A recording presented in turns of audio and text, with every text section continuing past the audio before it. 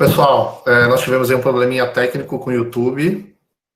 Pessoal, nós tivemos um probleminha técnico aí com o YouTube, ele acabou encerrando a nossa live e desativando o link para que a gente conseguisse retomá-la.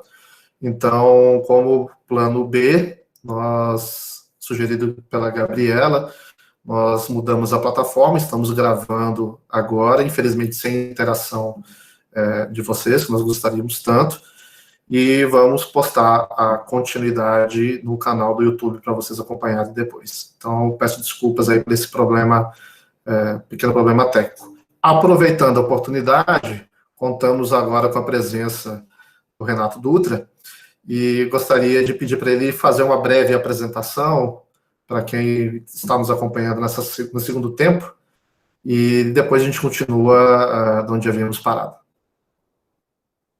Ok, eu sou o professor Renato Dutra, eu sou diretor de serviços acadêmicos da Higher Ed Partners, que é uma instituição internacional que trabalha com cursos online, e também, durante os últimos 2 anos, estava como diretor de EAD do IESB, né? Trabalho aí na área já faz mais de 10 anos, doutorado e mestrado na área de educação à distância, e originalmente da área de TI. Então, essa parte de tecnologia, e principalmente nesse momento agora, está sendo bastante importante e espero contribuir com a discussão.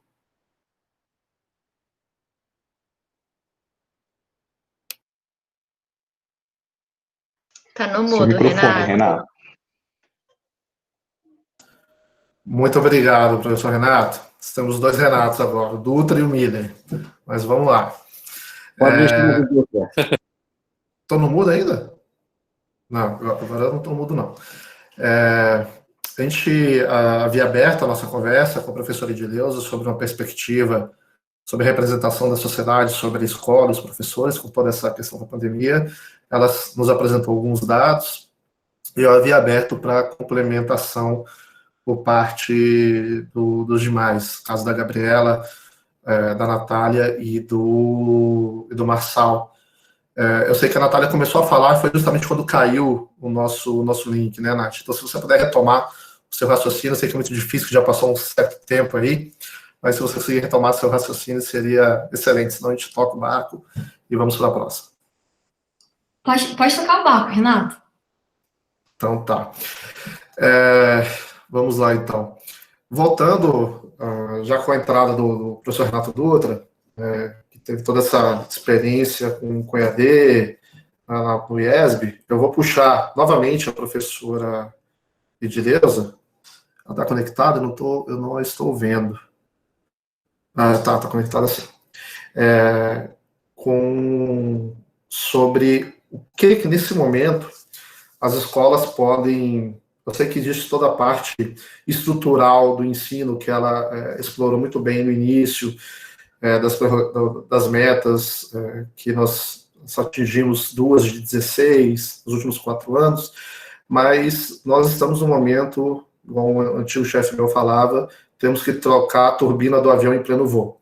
Fato. Não dá tempo de parar, a gente tem que se virar e tá cada um buscando uma solução, cada um buscando alguma coisa. E, na opinião da professora Edileuza, o que as escolas podem e devem considerar na reorganização do seu trabalho pedagógico com o retorno das atividades presenciais? Como que elas têm que já considerar, ou já pensar sobre isso no futuro, que, se Deus quiser, será próximo? Bom, esse é como eu tinha dito na minha fala inicialmente, a escola, e aí a gente coloca a escola enquanto uma instituição formal, né, de educação escolarizada, porque se a gente for pensar na educação, ela é uma prática social muito mais ampla. Então, nós nos educamos desde o momento que nós nascemos, né, em diferentes espaços, com diferentes pessoas. Então, a educação, quando a gente precisa entendê-la num sentido mais amplo, no sentido lato, e a educação escolarizada. Como eu disse anteriormente, essa escola ela tem passado vivenciado algumas crises de identidade que eu estava contextualizando, mostrando quais são os elementos dessa organização do trabalho da escola e da sala de aula que acabam contribuindo para essa construção de uma representação social do que seja a escola, do que seja o professor, né? Ela é construída, ela não é uma coisa dada. Há um processo de constituição que é histórica e tem a ver com a forma como ela se organiza, com a forma como ela trabalha o currículo, como ela constrói as relações, a relação professor-aluno, como que ela trabalha com as tecnologias, como ela trabalha, quais são as metodologias, quais são as formas de avaliar. Então, esses elementos que são estruturantes da organização do trabalho da escola, trabalho pedagógico, eles ajudam a construir essa representação, ou seja, a forma como a sociedade nos vê. E aí você me faz uma pergunta, o que a gente tem que considerar? Porque, na verdade, o que a gente tem que pensar, né? Nós não temos como partir, começar, no retorno à normalidade, digamos assim, nós não teremos como simplesmente pegar o nosso plano de trabalho feito em janeiro, fevereiro, antes da pandemia, e resolver aplicar aquele plano pedagógico, né, aquele plano administrativo, aquele plano tecnológico, como se nada tivesse acontecido. Então, eu penso que algumas ações, né, são necessárias para a gente pensar, porque, na verdade, a gente vai ter que reorganizar esse trabalho. Uma das primeiras ações que eu faria, né, e que eu tenho orientado, seria um encontro dos gestores, dos profissionais da escola com as famílias. Eu acho que um primeiro momento para a gente começar a pensar essa escola é fazer uma discussão com as famílias sobre o que foi esse isolamento, quais foram as experiências que essas famílias tiveram no acompanhamento dos filhos nas atividades escolares, como que foi a relação dessas famílias com a escola nesse período de isolamento. Eu acho que a gente tem que pensar também em uma forma diferenciada de receber os estudantes, uma maneira acolhedora de receber esses estudantes, porque muitos tiveram perdas de pessoas queridas, outros adoeceram, tantos outros passaram por dificuldades econômicas, né? A gente tem visto aí famílias que têm adoecido emocionalmente, pessoas que têm ficado depressivas, então a gente não pode simplesmente, né, acabou, hoje as escolas foram liberadas, amanhã a gente vai para a escola como se nada tivesse acontecido. Então, eu acho que para a gente começar a pensar uma reorganização desse trabalho, primeiro é o acolhimento, é o diálogo sobre como que foi esse processo no isolamento social, né? Eu acho que a gente tem que buscar humanizar as relações e criar as condições para desenvolver o trabalho pedagógico, né? E como eu disse, para reorganizar esse trabalho, observar aquelas finalidades da escola, né, que eu disse anteriormente, que são legais, que é constitucional, que está lá no artigo 205 da Constituição, mas também observar, e aí, por exemplo, se a gente for pensar no âmbito do sistema público de ensino do Distrito Federal, são mais de 600 unidades escolares. Se a gente for pensar no sistema privado, né, de educação do Distrito Federal, que é uma outra rede, tem também um outro número de escolas. Então, o que se tem que pensar? Quais são os objetivos dessa escola? Quais são as metas? Quais são as intenções da proposta pedagógica dessa escola? Como que essa escola estava organizada antes da pandemia, e o que todo esse movimento, né, nós estamos aí há mais de 40 dias sem ir à escola, as crianças estão, e os estudantes estão há mais de 40 dias sem ter uma relação, uma interação face a face, presencial, com seus professores. Então, o que essa escola, como ela estava antes, e o que nós podemos fazer agora, nesse retorno? Né? Principalmente pensando nessa perspectiva que todos estão falando, psicólogos, pedagogos, educadores, né, sociólogos, de que a sociedade não será a mesma. Então, voltar para a escola pressupõe, primeiro, um momento de acolhimento, de pensar sobre essas relações. E aí a questão que tem sido muito discutida, como é que nós vamos reorganizar o calendário escolar? Né? Bom, eu penso que não é apenas a gente pegar de uma forma fria e analisar isso apenas do ponto de vista quantitativo. Acho que a gente vai precisar levar, já há uma flexibilização dos 200 dias para 180 dias, né?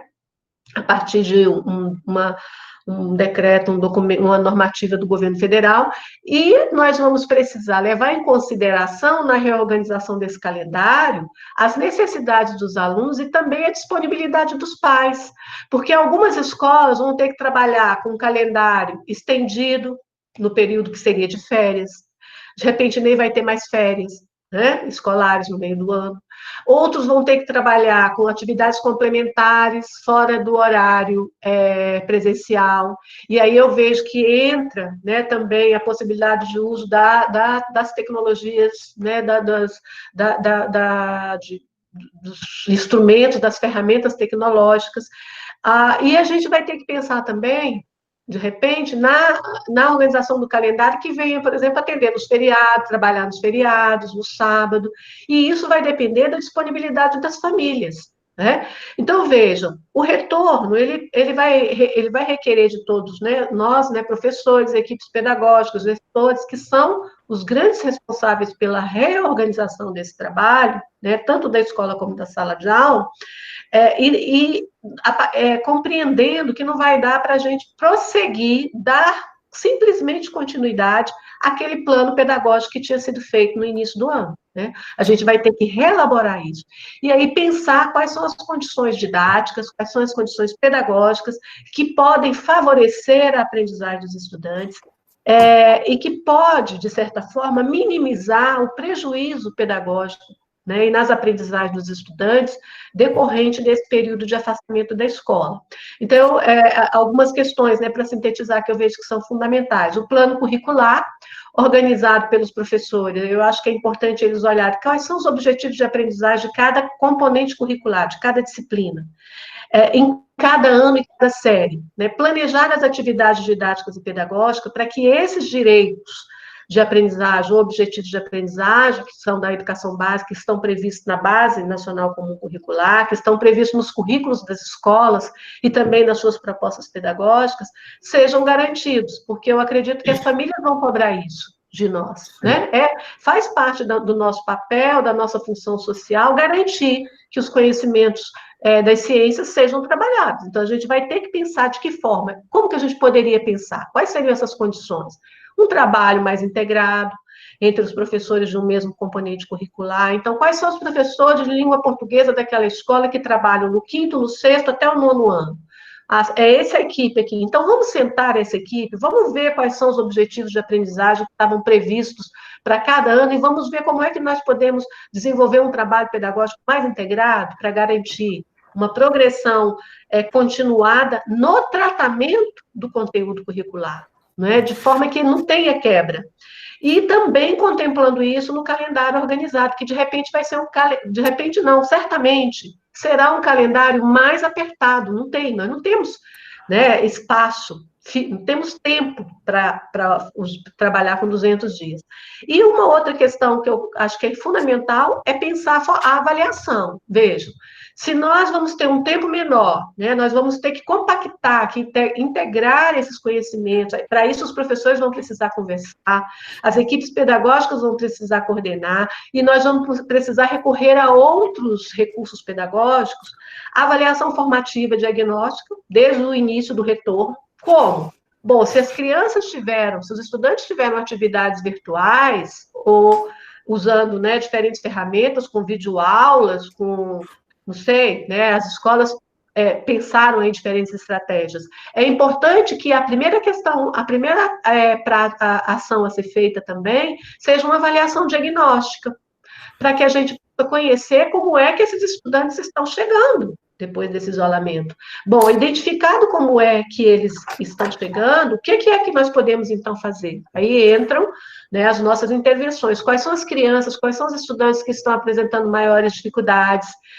Identificamos quais são? De repente, para esse grupo, a gente vai ter uma monitoria, a gente vai ter uma atividade, um atendimento no horário contrário, a gente vai ter atividades específicas, projetos específicos para esse grupo.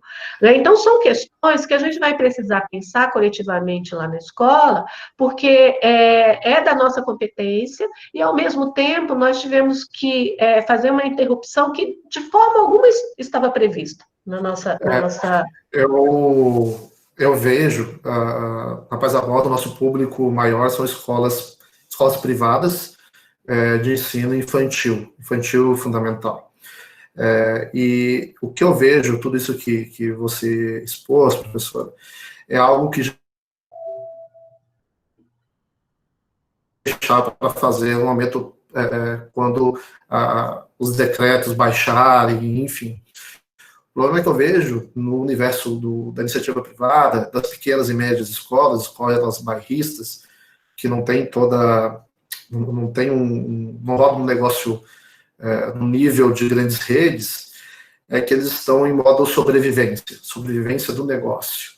Né? Então, o tempo que eles poderiam agora estar, a maioria, é claro que existem exceções, que poderiam estar agora pensando nisso tudo, já se preparando para o retorno, e para o retorno com menor impacto, um retorno mais acertado, mais assertivo, eles estão focando no problema, em vez de focar no problema imediato, em vez de focar um pouquinho mais à frente. E aí, aproveitando o gancho, Gabriela, você que é de marketing e especializado nessa parte de inside sales, não, desculpa, inbound sales, né? Inbound marketing. O que eu vejo é que principalmente essas escolas menores, mais uma vez voltando para a realidade que eu enxergo, que são os clientes da Paz à Borda, é que marketing, assim como TI, aí falando já um pouco do Marçal, são áreas que ainda eram ou ainda são enxergadas como despesa, não como investimento. Então, escolas que acham que marketing é pegar um outdoor feito de uma maneira qualquer e já na parede do prédio do amigo, do vizinho, enfim. E a gente sabe que não é mais isso. Pode ser, porque a economia ela travou, ela está travando. Vamos entrar numa recessão, isso é fato. Vendo nos noticiários que as empresas que estão fechando. Muitas dessas empresas são escolas também. Então, a sua visão na visão do marketing, nessa árdua tarefa de aquisição e retenção de clientes, o que você enxerga como deve ser observado, como que as escolas devem adaptar, enxergar essa relação direta do marketing com a retenção e aquisição no momento pós-pandemia, né, principalmente com a travada econômica que a gente está vendo agora. Renato, eu acho que nessa quarentena, nessa pandemia, outras áreas foram exploradas, e eu acredito que o marketing e a TI foram uma das áreas que tiveram mais destaque nesse período de quarentena, porque eles conseguiram visualizar o quão importante é ter uma equipe de marketing, uma equipe da TI nas suas empresas. Porque o primeiro ponto você está passando por uma situação financeira e você precisa reter aquelas pessoas, como é que você vai tirar o que hoje te dá uma grande parte dessa retenção? Como é que você vai tirar aquilo que hoje gera uma receita para a escola? Então, o primeiro ponto é analisar se vale realmente tirar esse investimento ou se vale fazer mais. Pesquisas apontam que empresas que fazem mais investimentos em marketing em período de crise, elas podem sair até 5 vezes mais fortes. Por quê? Porque é um momento maravilhoso para todo mundo. Porque quando isso cai, tudo começa a ficar mais barato. Então, o que a gente investia antes pagando muito caro, começa a cair. Então, você começa a ter um resultado muito maior com um investimento muito baixo. Então, essas empresas que conseguem visualizar essa oportunidade no mercado nesse momento, elas têm grandes chances de conseguir se destacar no mercado.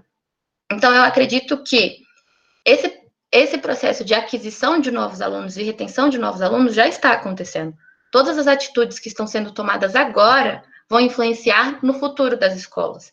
Então, é preciso tomar uma decisão colocando todos os setores envolvidos nessas decisões. O marketing tem que estar envolvido dentro do pedagógico, o marketing tem que estar envolvido dentro do administrativo. As pessoas que estão dentro de escola, elas precisam estar alinhadas para estarem falando a mesma língua. Eles precisam comunicar da mesma forma. Então, a gente tem que usar o marketing, a TI e todos os outros recursos a favor das nossas empresas. Essa campanha de matrícula, nosso processo de retenção e de novos alunos começa agora. Todas as atitudes tomadas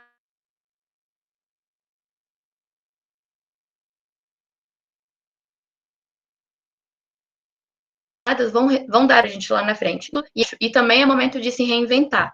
Então, o marketing, ele consegue olhar para tudo isso e falar, faz sentido, eu consigo hoje analisar uma pequena coisa dentro do ambiente virtual que eu posso potencializar dentro do marketing. Então, eu posso entrar dentro de uma sala de aula e ver que aquilo que está sendo feito dentro de sala de aula é um ótimo recurso para eu trabalhar dentro do marketing. Então, vai muito do que as empresas estão fazendo e do quanto que elas estão alinhadas com a sua equipe.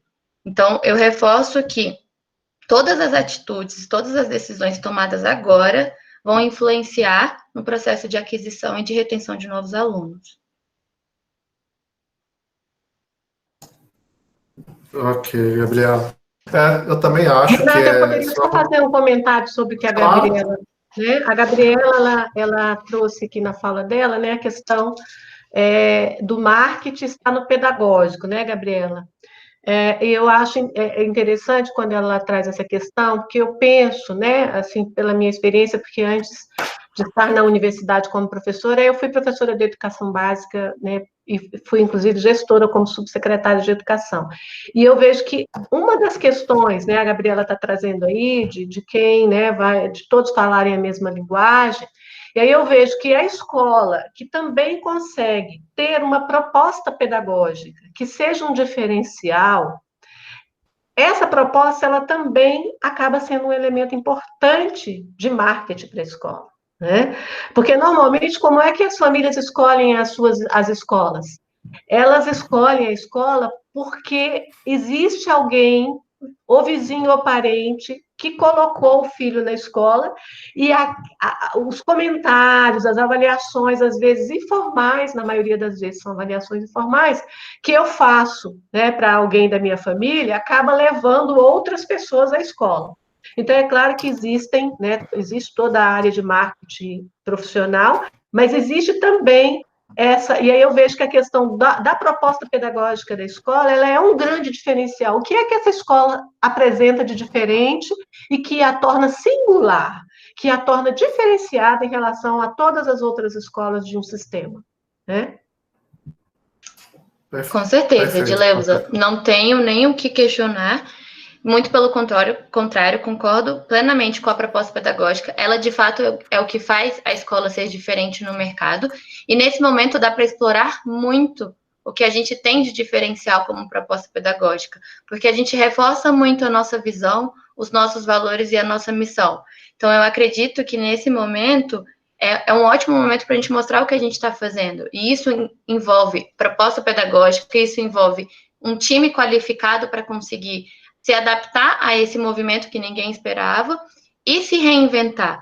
Então, são todas as junções de uma equipe muito bem qualificada, uma proposta pedagógica, uma visão, uma missão e um valor muito bem definido e você sabendo aonde você quer chegar no próximo ano.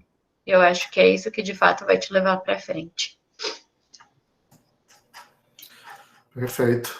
Marçal, Renato, Dutra, Natália, alguma coisa? Natália tá quietinha demais, Natália. Você não é quietinha. Não, eu queria comentar sobre a questão da volta, né, do final quando acabar, né, digamos assim, a situação, essa volta, também falando um pouquinho do ensino superior, né, que na verdade vai ser algo diferente porque a volta não vai ser, né, não tem como voltar da mesma forma que estava, né? Primeiro a gente vai ter uma questão, enquanto não tiver uma vacina, o CDC lá nos Estados Unidos, por exemplo, soltou uma série de guidelines lá de como as universidades têm que trabalhar, então você vai ter que ter praticamente 1/3 da capacidade das salas de aulas que tem hoje. Então, se você tem 1/3, você tinha 50 alunos numa sala, você vai ter que botar 15. E aonde você vai botar esse resto desses alunos, né? E aí existe uma outra questão que existe uma possibilidade hoje no ensino superior de você colocar 40% do ensino presencial à distância. Então, vai ter um movimento muito grande dessas instituições, das que sobreviverem, porque tem muitas faculdades também que estão sem dinheiro para pagar o salário dos professores, digamos assim, irem para esse caminho de colocar mais conteúdos online, né? Mais disciplinas online do que, ou mais formas de colocar o que eles estão oferecendo à distância, para conseguir também lidar com essa questão de ter menos alunos, poder colocar menos alunos em sala de aula, né? No ensino superior, a gente tem uma facilidade, porque grande parte das faculdades estão fazendo as aulas remotas, né? Fazendo transmissões de aulas, então a volta talvez seja mais tranquila. Até estava comentando com alguns colegas de algumas universidades que é melhor voltar no segundo semestre do que voltar agora no final do primeiro semestre, porque a gente fecha o semestre, digamos assim, remoto, virtual, e a gente começa o segundo semestre num novo modelo, né? Então, queria complementar com isso. Eu posso fazer um comentário da fala do Renato Dutra? Por favor. Porque eu também trabalho na educação superior, e na Universidade de Brasília, lá na Faculdade de Educação, e na Universidade de Brasília, o que aconteceu? Os próprios estudantes reivindicaram não terem as aulas virtuais. Por que eles reivindicaram? Justamente porque eles expressaram a preocupação de que nem todos os estudantes teriam acesso à internet em banda larga, equipamentos que pudessem oportunizar a eles uma conexão e uma participação efetiva desses processos, né? E aí, além disso, eu quero destacar uma outra questão que o Renato traz, né, da ampliação da carga horária. A gente está vendo isso agora até no próprio ensino médio. Aí, Renata, a gente pensar que essa ampliação da carga horária, a oferta de educação à distância na educação superior, ela vai resolver o problema, digamos assim, dos empresários, né, dos proprietários de escolas. Mas ela vai gerar um outro problema para os professores, que são os trabalhadores de educação. Por quê? Porque isso também reduz, né, o espaço, diminui a oferta de contratação de profissionais da educação para a rede, para as instituições. Na medida em que você amplia a possibilidade da educação à distância, você reduz a sua necessidade de contratação de professores, né? Então, são duas questões que a gente vai ter que lidar no pós-pandemia. Além da questão do que o Renato Miller colocou, da crise, eu também já falei isso, as famílias vão ter que fazer escolhas, muitos perderam empregos, né, tiveram reduções de salário, mas, ao mesmo tempo, isso vai repercutir, possivelmente, ou na demissão de professores da rede privada, ou na precarização do trabalho desses professores. A demissão de professores pode implicar em alguns professores terem uma sobrecarga de trabalho, em ter o seu trabalho intensificado, né? Então, são questões que a rede privada vai ter que pensar também, porque isso vai repercutir tanto na constituição da carreira dos profissionais da educação privada, mas também na oferta do ensino, né, pelas escolas. Perfeito, professora. Sobre essa questão que você pontuou, das demissões dos professores, da precarização do trabalho, mais uma vez, voltando para a minha realidade, que são as escolas pequenas, né, eu vejo que operam no fio da navalha, então não tem um fluxo de caixa para 6 meses, já começaram a realizar algumas demissões, e aí, para a Gabriela de novo, eu converso muito com os meus clientes, falo assim, olha, na crise, em toda crise existem oportunidades. Então, para quem gosta de cinema, não sei se vocês sabem, se vocês gostam, o Cine Drive está com fila gigantesca para você entrar na sessão. Até então, estava quase fechando as portas por falta de movimentação, e está lá agora lucrando um monte, né?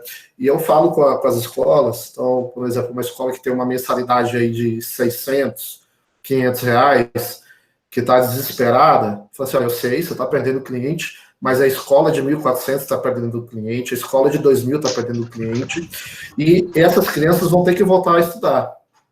Então, o que você está pensando na área de marketing, na área comercial, para você fazer a captação desses clientes que estão saindo de escolas mais caras, porque cortou pela metade a renda, só o pai está trabalhando, ou sua mãe está trabalhando. O que você está fazendo para trazer esses clientes para você e explorar isso também? Né? Da mesma maneira, são os professores.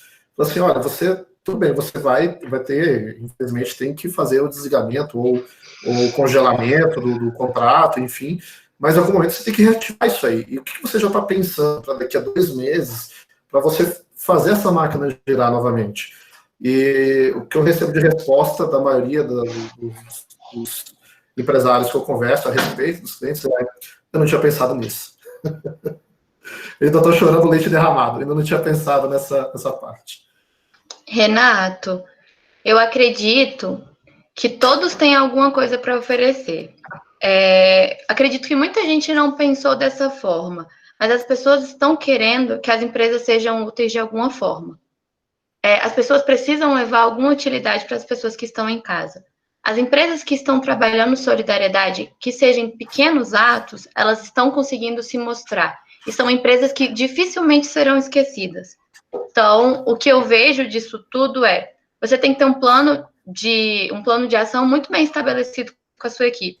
Você precisa fazer o seu fluxo de caixa, você tem que ver quanto que você tem, o quanto que você pode investir e tentar se reinventar com o pouco que você tem. Então, você não pode deixar a peteca cair. Você tem que, de fato, ver o que você tem hoje, qual é o seu maior diferencial, e isso vale para todas as empresas, e como você vai conseguir chegar nas outras empresas ou nos consumidores com o seu produto. Então, eu vejo que dá para a gente conseguir inovar em muita coisa. Vou dar um exemplo, nem poderia estar falando sobre o que a gente está fazendo, porque não vem ao caso, mas eu posso mostrar para vocês uma estratégia que a gente usou, que qualquer pessoa conseguiria usar para conseguir ajudar outras pessoas. Nós temos um canal, nós temos vários canais de comunicação. Então, um deles é o Instagram. Hoje no Instagram nós temos 8.500 seguidores. Eu tenho 8.000 pessoas ali que seguem a minha página gratuitamente sem nada. Por que eu, como marketing, não consigo abrir as minhas portas para que os pais façam anúncios das próprias empresas, ou do produto, ou do serviço, no nosso canal, para que a gente possa ajudar? Então, assim, se reinventar em todos os momentos. Eu consigo fazer encontros online para dar uma aula de conversação para essas outras pessoas, eu consigo levar o empreendedorismo com os alunos, eu consigo trazer os alunos para dentro da minha proposta de marketing e eu consigo fazer com que eles levem essa informação para outras pessoas. Por incrível que pareça, nesse momento de pandemia, nós estamos tendo várias pessoas interessadas na nossa escola. Por que isso vem acontecendo? Porque a gente está conseguindo, com estratégias, levar para outras pessoas coisas que ninguém nunca tinha visto. Então, por mais que o mercado possa cair, que algumas pessoas vão passar por uma crise, vão ter que fechar empresas, é momento de se reinventar, de inovar, de ajudar outras empresas, de se unir com outras empresas e tentar ver ver o que você tem de melhor e tentar achar esse público, porque ele está em algum lugar. Então, você tem que ir atrás desse público e, consequentemente, você vai ter resultado. E basicamente é isso, mas você tem que ter uma comunicação muito clara, muito objetiva, e você tem que saber onde você quer chegar. Perfeito, Gabriela. E, Marcelo, é nessa hora que a diretora da empresa ele chama o pessoal de TI e fala: faz alguma coisa para mim aqui, chegou a hora. Ele pega todo mundo de calça curta. Eu sei como é que eu já trabalhei dessa maneira. Marcelo, com a tua larga experiência na parte de TI, voltada para a educação, de que forma a TI pode ajudar a embasar as estratégias de contorno à situação que a gente está vivendo, e de que forma que a TI pode usar os elementos da escola, das escolas, por exemplo, particulares, nesse momento de pandemia e no pós-crise. Já vou pegar um gancho para o Renato, que a palavra do momento, depois eu vou pedir para o Renato entrar logo depois do Marçal, que a palavra do momento é EAD. né? Então, assim, ensino à distância, todo mundo correndo atrás, só de letrinhas, é Zoom, é Google Classroom, é Moodle, enfim, todo mundo desesperado. E depois do Marçal, Renato, queria que você contribuísse com a tua experiência, erros que você não cometeria hoje se você fosse montar uma área de AD do zero. Então, Marçal, por favor. Renato, foi mais ou menos como você falou mesmo. Pegou o mundo inteiro desprevenido essa pandemia, né? Atingiu o mundo inteiro, todas as áreas, e eu acredito que isso que nós estamos vivendo agora vai ser um marco decisivo em várias áreas, e principalmente na educação. Eu acho que a educação não vai ser a mesma que tem sido nos últimos 10, 20, 30 anos, porque a sala de aula, ela basicamente não mudou nesse período.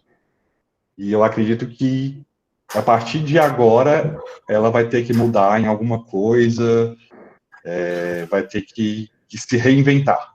Para a crise, a educação teve que se reinventar, né? Não teve jeito. Em poucos dias, 15 dias, a escola teve que transformar tudo que era físico para alguma ferramenta digital, qualquer que seja, ou Zoom, ou Google Meeting, ou Google Classroom, ou a fusão de algumas delas, ela teve que se reinventar. E eu acredito que no retorno, inclusive no retorno, vai continuar dessa forma. Eu acho que vai ter que ser alguma coisa híbrida, porque por mais que o governo libere, vamos liberar as salas de aula a partir de julho, sei lá, ele não vai liberar para todo mundo ir. Ele não vai conseguir, não vai poder colocar 40 alunos em uma sala de aula. Por exemplo, na Europa, como o Renato falou, né, na Europa, o Renato Dutra, na Europa eles estão 50% dos alunos da sala de aula estão voltando para a sala de aula. Os outros 50% ou fazem um horário contrário, mas enfim, a sala não está cheia. Aí que eu acho que o ensino híbrido vai entrar. E o que é esse ensino híbrido?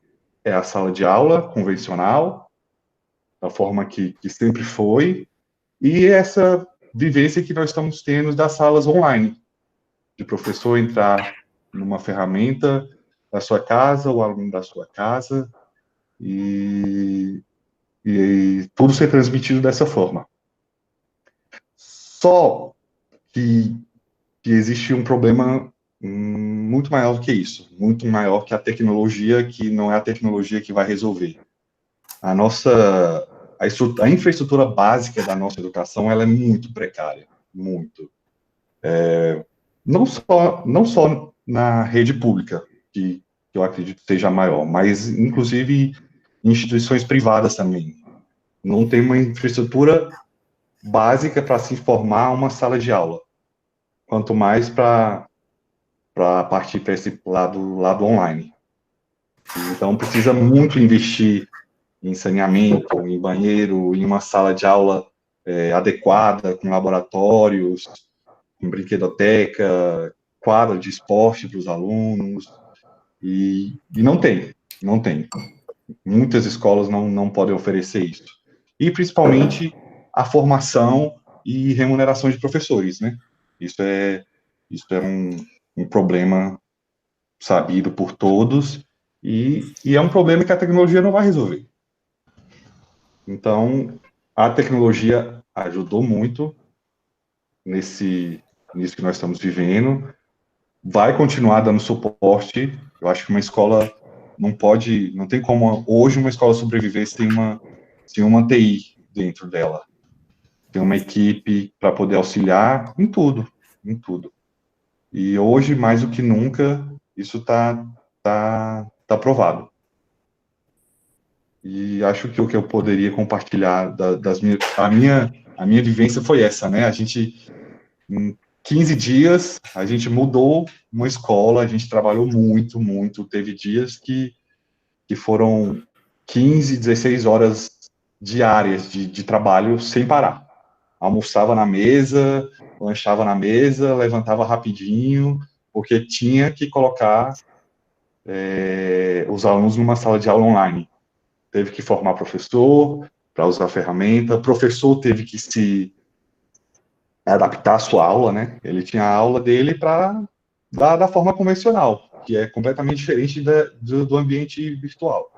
Então, o professor teve que se reinventar também, mas, pelo menos nas instituições que eu trabalho, entrou no, digamos assim, no fluxo normal e tá andando bem, tá funcionando legal, os alunos adoraram, desde dos menorzinhos do ensino fundamental 1, de primeiro ao quinto ano, nossa, eles ficaram maravilhados. Não sei se vocês puderam ter essa perspectiva, mas os alunos ficaram maravilhados quando viu a tia no computador, os colegas, foi bem legal isso. Então é isso o que eu tinha para contribuir. Eu posso dar uma experiência de pai, né? Tem uma menina de 3 anos e meio, está no Maternal 2, e ela, quando viu pela primeira vez a professora na televisão, porque a gente baixou e mandou para a TV, ela viu na televisão, ela ficou alucinada. Essa foi a palavra, porque a televisão, ela via os desenhos, as coisas, de repente a professora dela está na televisão, então ela foi um negócio fantástico, foi uma reação interessante de se observar. Professora Edileuza? Na pesquisa que eu estou fazendo, eu também fiz uma pergunta, né, às famílias que estão acompanhando seus filhos nessas atividades, né, sobre quais foram, né, as dificuldades que elas sentiram, né. Primeiro, eu acho que é importante destacar, 90% eu perguntei quem acompanha os estudantes em casa nessas atividades virtuais. 90% são as mães, são as mulheres. Então, tem uma questão de gênero aí interessante para a gente pensar, né? Mesmo no isolamento, ainda continua sendo uma tarefa da mãe acompanhar o estudante nesse momento em que as escolas se organizaram com essas atividades. E aí eu perguntei sobre, né, quais as maiores dificuldades que eles encontraram, e alguns indicaram, e aí eu vou falar isso porque eu acho que o Marçal tocou numa questão importante da formação dos professores. Eles colocaram a dificuldade de atenção das crianças nas videoaulas, principalmente as crianças menores, e aí eu quero chamar a atenção que eu vi, né, na minha família, por exemplo, criança de creche tendo atividades virtuais, né, e aí a mãe desistiu, porque realmente não tem... Até para você pensar essa forma de atendimento, você tem que pensar também quem é o sujeito que está ali do outro lado, né? Como é que você pega uma criança de 2 anos e coloca em frente uma tela e começa a contar historinha? Ela não está interessada nisso, né? Ela está interessada em qualquer coisa que desperta a atenção dela. Então, a dificuldade de atenção nas videoaulas foi uma questão muito apontada, tá? Alguns pais, alguns participantes disseram que identificavam que as aulas eram tiradas da internet e não preparadas especificamente para essa atividade virtual.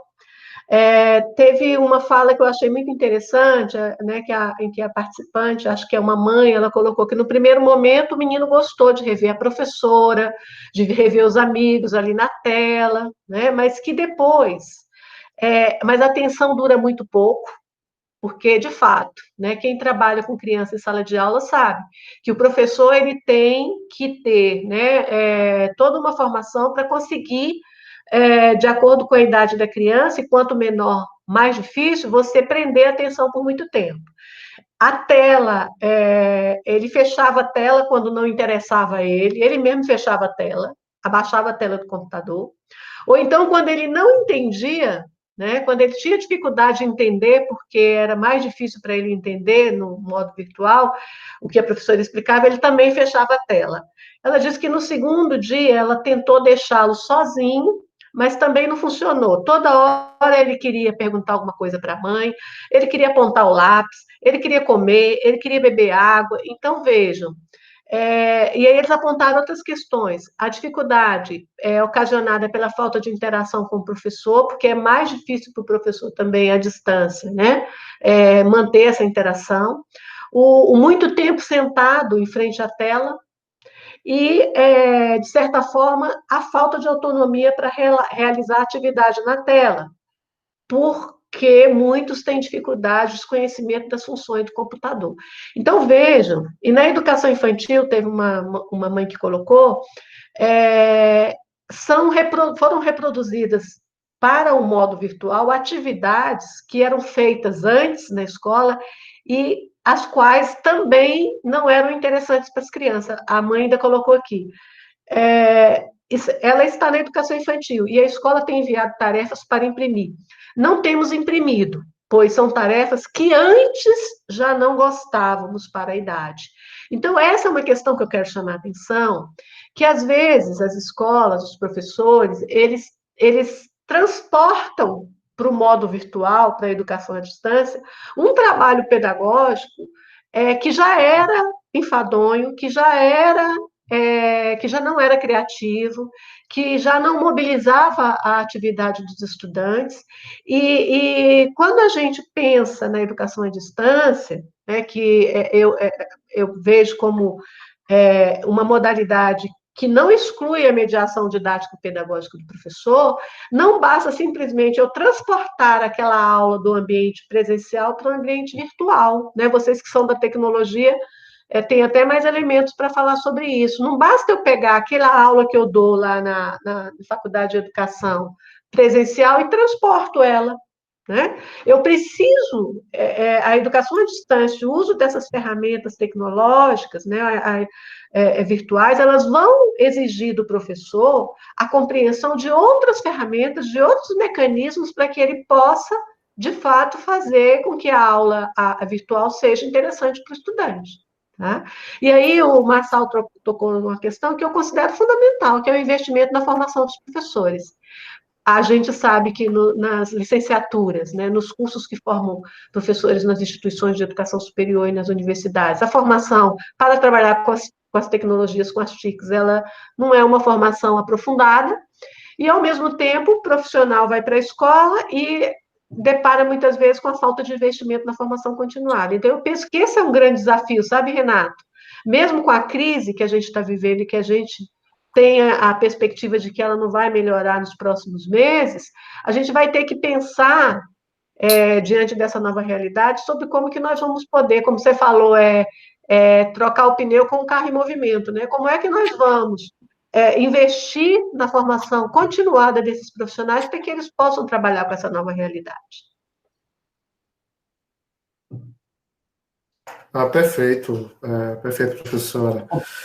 Renato, complementando lá com a pergunta que você tinha feito, né? Sim, por favor. Eu acho que tem, na verdade, eu acho que em termos de EAD mesmo, cursos graduações que já eram à distância, né? Cursos que já foram planejados para ser à distância,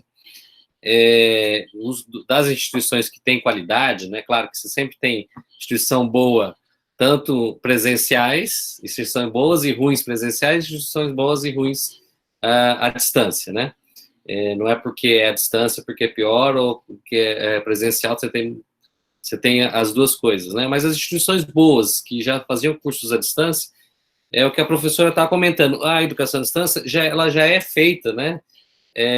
A gente já pensa como, quando a gente desenha, né, faz o desenho educacional, o planejamento pedagógico dos cursos à distância, a gente já leva em consideração o tipo de aluno que a gente tem, as mídias que a gente está utilizando, existem outras estratégias, da mesma forma que no marketing, né, o marketing digital do marketing, digamos assim, off, é bem diferente, na educação também. Então, eu acho que os cursos que já eram à distância, talvez, os que já eram bons, nesse momento, ganharam mais destaque.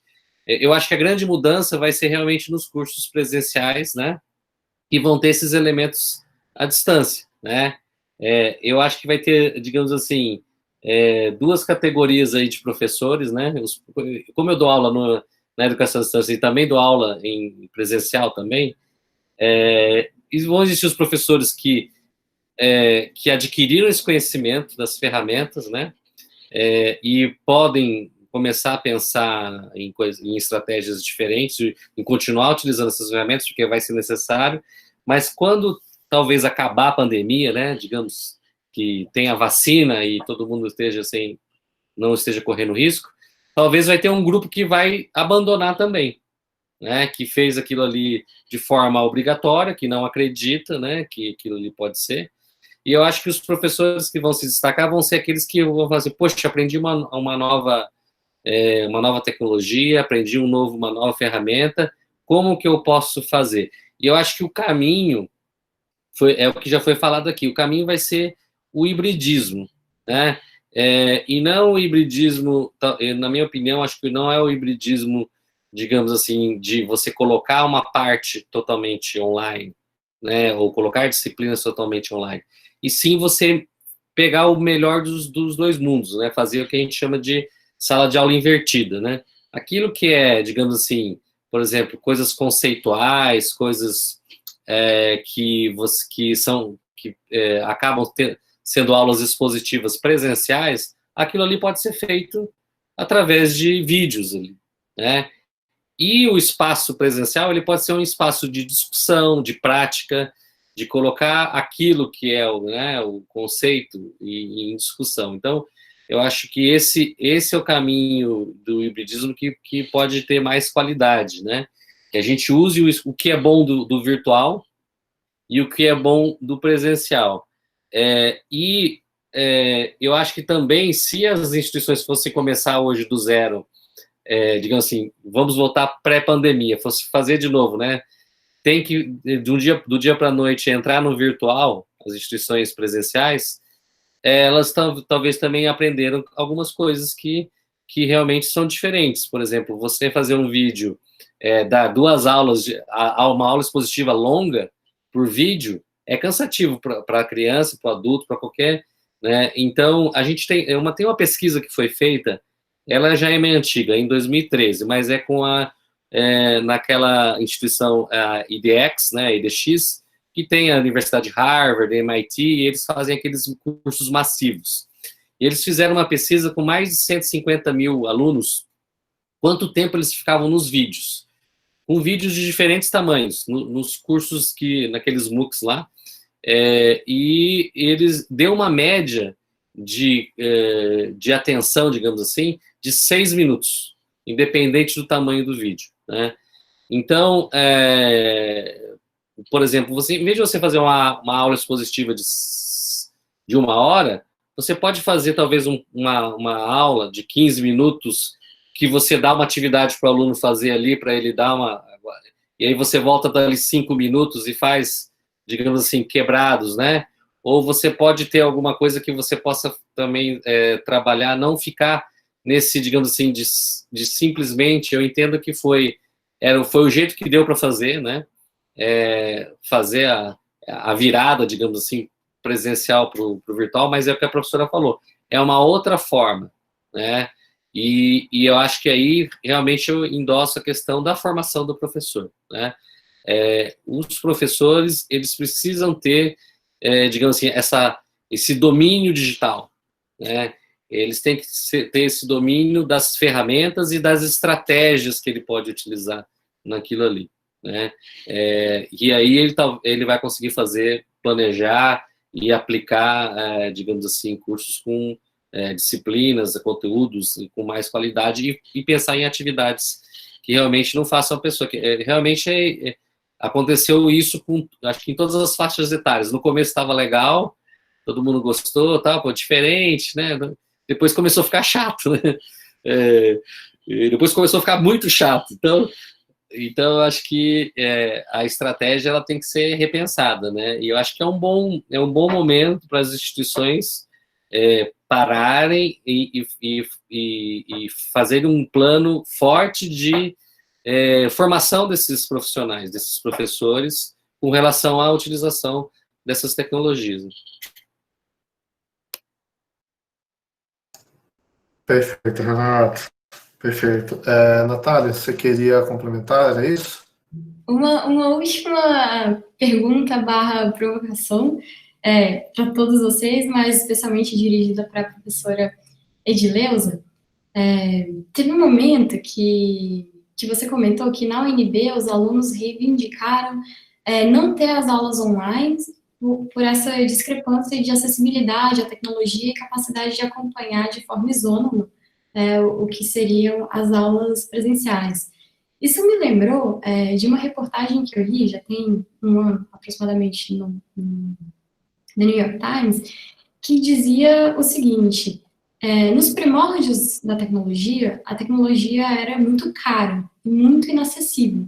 Então, só as famílias de classes mais altas teriam acesso à tecnologia, ferramentas como computador e os programas de computador.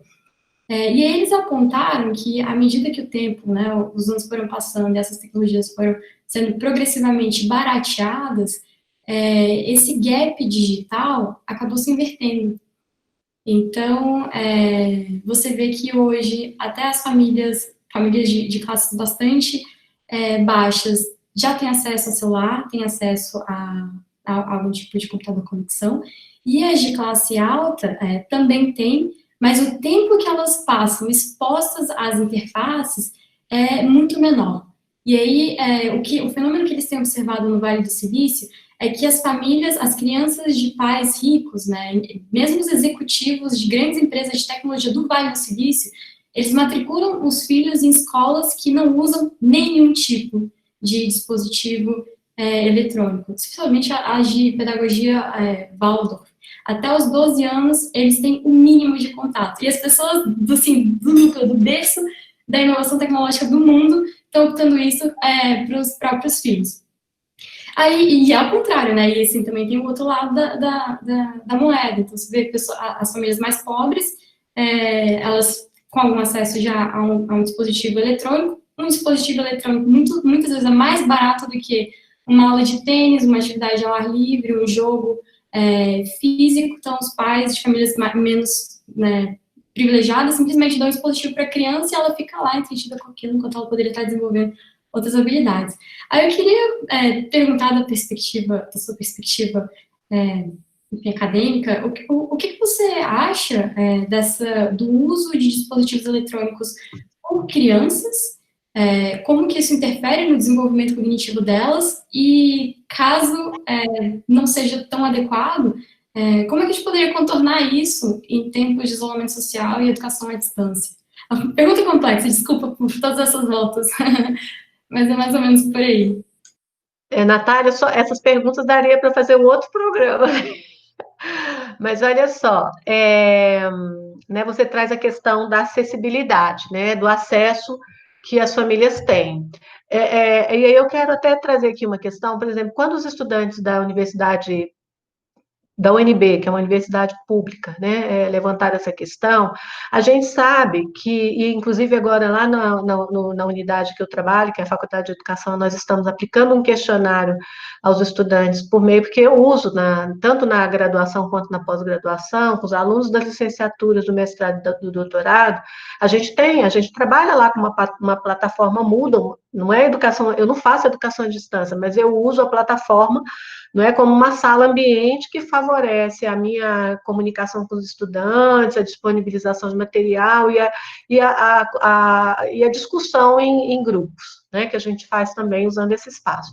Mas a gente está fazendo agora um levantamento para identificar qual é a realidade desses estudantes, porque a gente tem, por exemplo, a UNB, ela tem hoje um grupo de estudantes, nós democratizamos o acesso à universidade às universidades federais por meio de políticas, né, políticas afirmativas, e a gente sabe que a universidade pública, que antes não era um espaço para as pessoas dos grupos sociais mais populares, né, para os grupos menos favorecidos favorecidos economicamente, hoje a gente tem esse espaço como um espaço democrático. Então, mas a gente tem que entender também que nem todos têm as condições sociais e econômicas, né, que oportunize ter acesso a essas ferramentas. Porque, veja bem, para você desenvolver um trabalho, como o Renato falou, que alguns cursos já são planejados, já são organizados para serem à distância, você precisa observar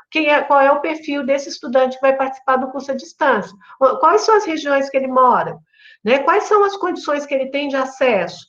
E aí eu quero só te trazer um dado, o censo escolar de 2019, porque a gente pensa que todo mundo tem, né? Quando a gente fala, mas por que não? Mas todo mundo tem um celular. Todo mundo... Não é bem assim.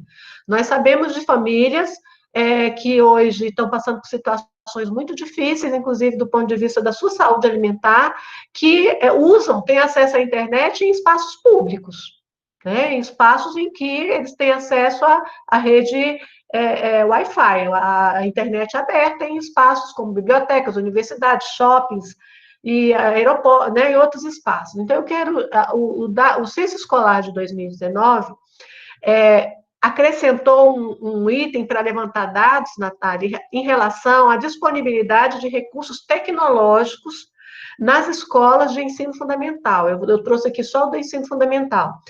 Quais seriam esses recursos? Né? Eles querem saber se as escolas têm lousa digital, computador portátil, tablet, se tem internet, tanto para os professores quanto para os estudantes, para a administração da escola.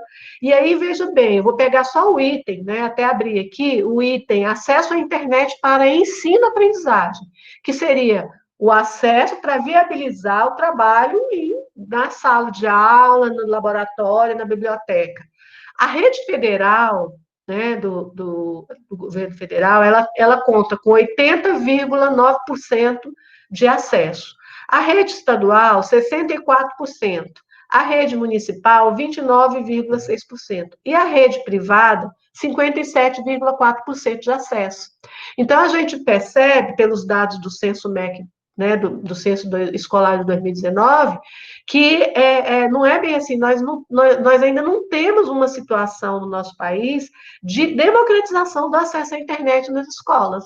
E aí eu fico pensando, se as escolas, inclusive a rede privada, tem 57,4%, que eu achei na etapa do ensino fundamental, ela é menor ainda do que a rede estadual e do que a rede federal, então eu não posso partir do pressuposto de que todos lá na escola vão ter acesso. Esse é, inclusive, um dos questionamentos que nós, pesquisadores e educadores, temos feito, não é? A extensão, até aprovado pelo Conselho de Educação do Distrito Federal, da educação à distância, da educação infantil ao ensino médio. Tanto foi uma provocação feita pela rede, pelo Cinep, né, as escolas particulares, mas que foi estendida à rede pública, sem considerar as diferenças entre redes. E aí a gente eu fui olhar lá pesquisar no censo do MEC, 2019, ele mostra que se a gente pensar em nível, né, no âmbito do nosso país, nem as redes privadas estão com 100% de oferta de acesso à internet, tanto para professor quanto para estudante.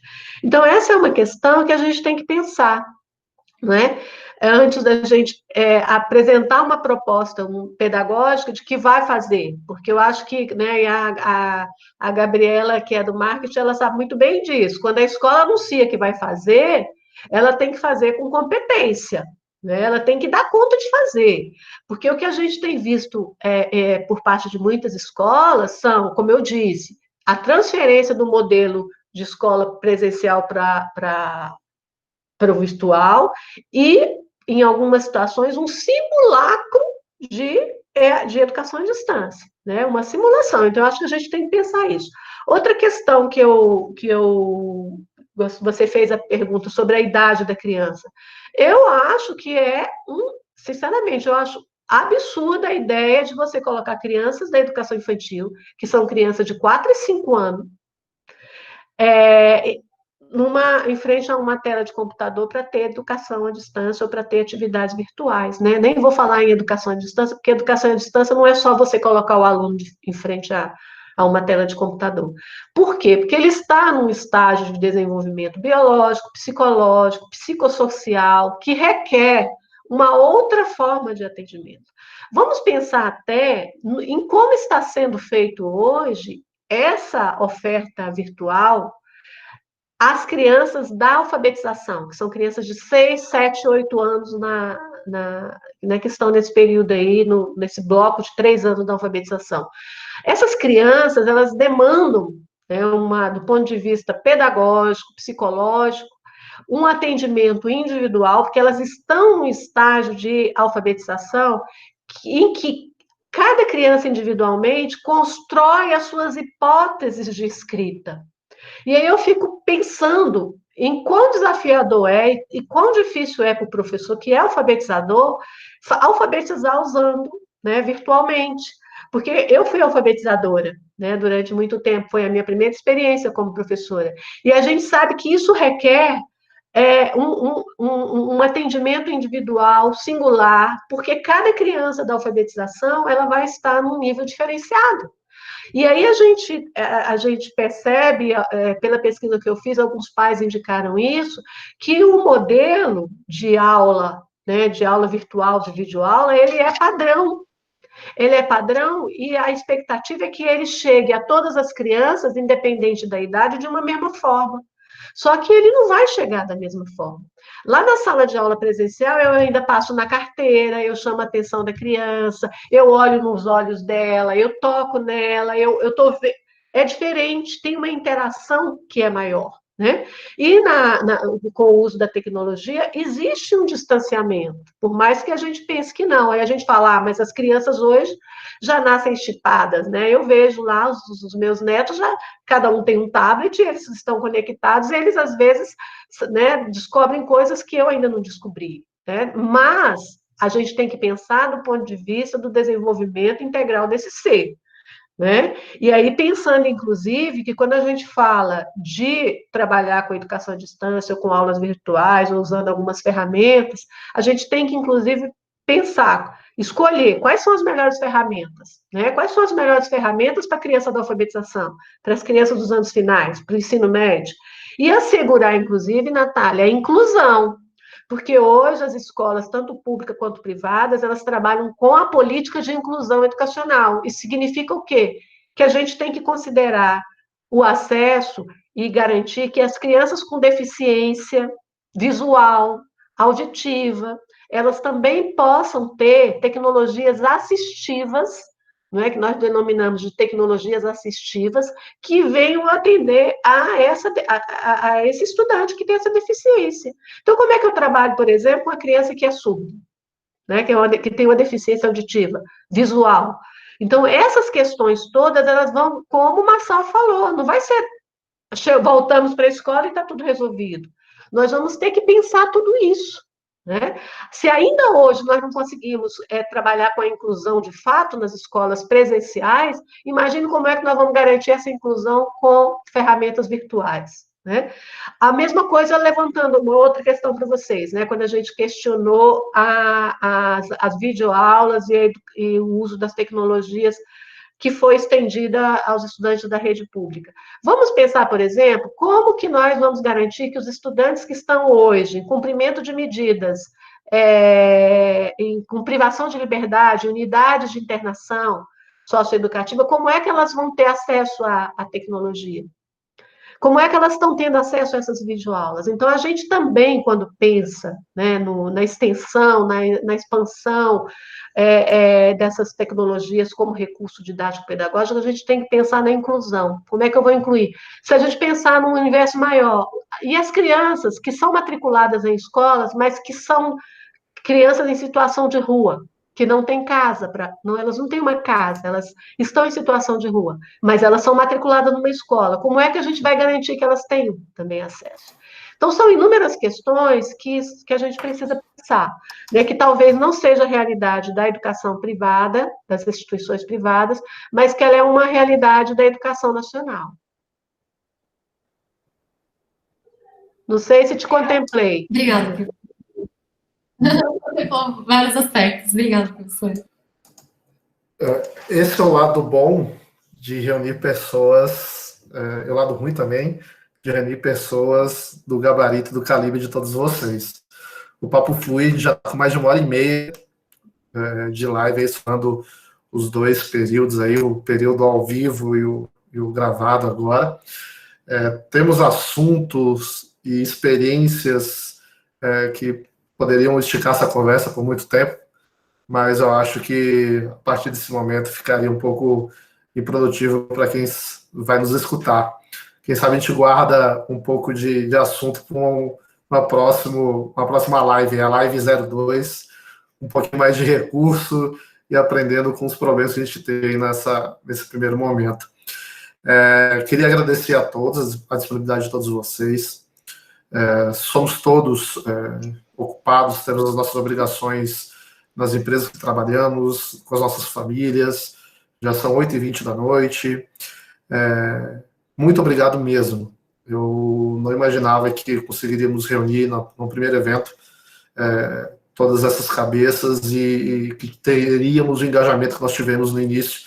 Nós estávamos aí com mais de 270 pessoas nos escutando e nos vendo ao vivo de diferentes partes do Brasil.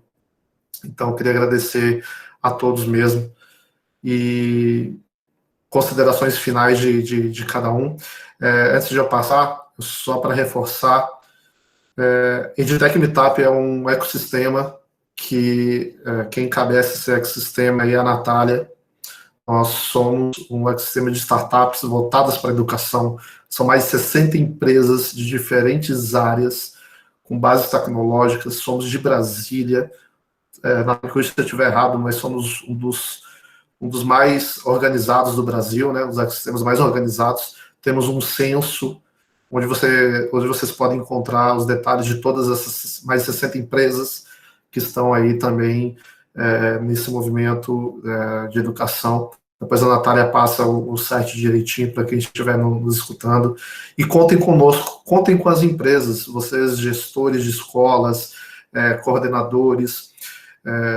Nós, como empresários do ramo e de startups, nós buscamos soluções para problemas o tempo inteiro. Então, conversem conosco, nos procurem. O ecossistema de Brasília é um dos mais ricos na parte de educação do Brasil.